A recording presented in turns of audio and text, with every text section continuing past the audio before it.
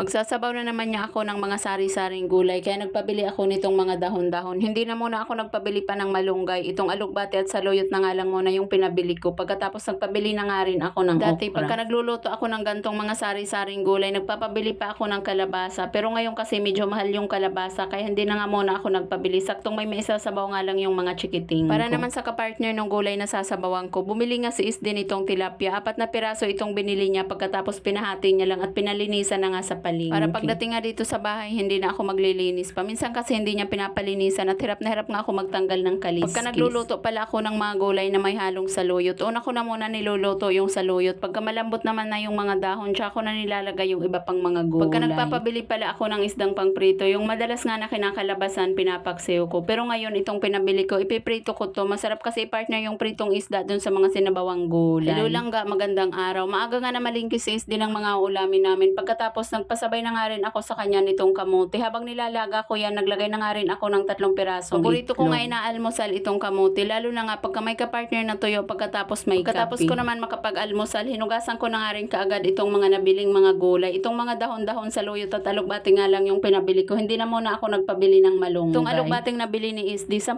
piso na yan tapos parang 4 na tangkay nga lang. Paborito ko pa naman yung ginigisa sa sardinas. Pagka nagluluto pala ako ng gantong mga sari-saring gulay, madalas na binibili ko okra, kalabasa, talong, alugbati, pati na nga rin yung malunggay at saluyot. Pero ngayon 3 gulay nga lang itong pinabili ko. Si Bonso at yung panganay ko, hindi nila gaanong bit itong okra, pero si Chuchay gustong gusto niya to, kaya medyo pinaramihan ko nga yung pagpabili. Paborito ni Chuchay yung nilalaga niya, pagkatapos yung sausawa niya minsan toyo, minsan naman asin. Yung ganyang karami nga kulang pa yan sa kanya. Minsan niya kahit may ulam kami, naglalaga pa nga rin ako niyan dahil nga paborito ni Chuchay. Ang ginagawa ko, sinasapaw ko nga lang sa sinaing. Itong gulay pala na pinabili ko kay Isdi ngayon, kaunti nga lang to, saktong may pangsabaw nga lang yung mga chikiting ko dahil mahilig nga sila sa mga ulam na may sabaw. Pagkatapos ko naman mahugasan yung mga gulay, sunod ko nga na hinugasan ay itong isda. 3 piraso itong binili ni Isdi. Pagkatapos ipiprito ko nga to lahat para may kapartner naman yung gulay na sasabawan. Madalas pagka itong isdang tilapia nga ang binibili ni Isdi, pinapaksiw ko to, lalo na nga pagka may stock nga akong luya dito sa bahay. Pero pagka wala naman, piniprito ko na nga. Ilang beses na siyang sunod-sunod na bumibili nga nitong tilapia, pagkatapos pinapaprito niya sa akin. Tapos sunod-sunod niya rin ang pinapaksiw. Pero ngayon, ipiprito ko na nga lang muna kahit na may stock naman ako ng luya dito sa bahay. Baka kasi ma-jaward ako ni Isdi pagka pinaksiw ko pa nga yan. Dahil bawat bili niya nga ipinapaksiw ko. Pagka nagluluto pala ako ng gulay na sinasahugan niya ng saluyot, una ko na muna pinapalambot yung saluyot. Pagkatapos sunod ko naman nilalagay yung iba pang mga gulay. Yung mga chikiting ko naman, kumakain niya sila ng mga gulay. Kahit na yung mga dahon-dahon, kaya nga lang gusto nila sobrang lambot na. Kaya pinapakuluan ko nga yan ng medyo matagal. Pero kung ako nga lang yung kakain, mas gusto ko talaga yung saktong pagkakaluto nga lang sa gulay. Parang manamis-namis pa yung mga gulay, pati na nga rin yung sabaw. Si Isdi at yung mga chikiting ko, pare-parehas nga sila ng gusto. Pagdating sa mga gulay, gusto nila yung lutong-luto talaga o yung sobrang lambot. Pero ako, mas gusto ko yung half cook lang. Kagaya nga nitong okra, minsan pag ako lang yung kumakain yan, pinapakuluan ko lang yan ng 2 to 3 minutes pagkatapos okay. Pagdating naman sa pagluluto ko at mga timpla, madalas nga nag-adjust ako para makakain ng maayos yung mga chikiting ko. Kagaya nga dun sa gulay, gusto nila sobrang lutong-luto na nga. Kaya sila nga yung sinusunod ko. Minsan naman bumabawas ako pagkasaktong luto na yung mga gulay. Pagka nga napakuluan na ng saglit yung mga gulay, bumabawas na ako niya ng para sa akin. Pagkatapos pinapakuluan ko pa ng ilang minuto hanggang sa lumambot para naman yun sa mga chikiting ko at kay Isdi. At hanggang dito na nga lang po muna. Maraming salamat sa panonood. God bless everyone. Bye!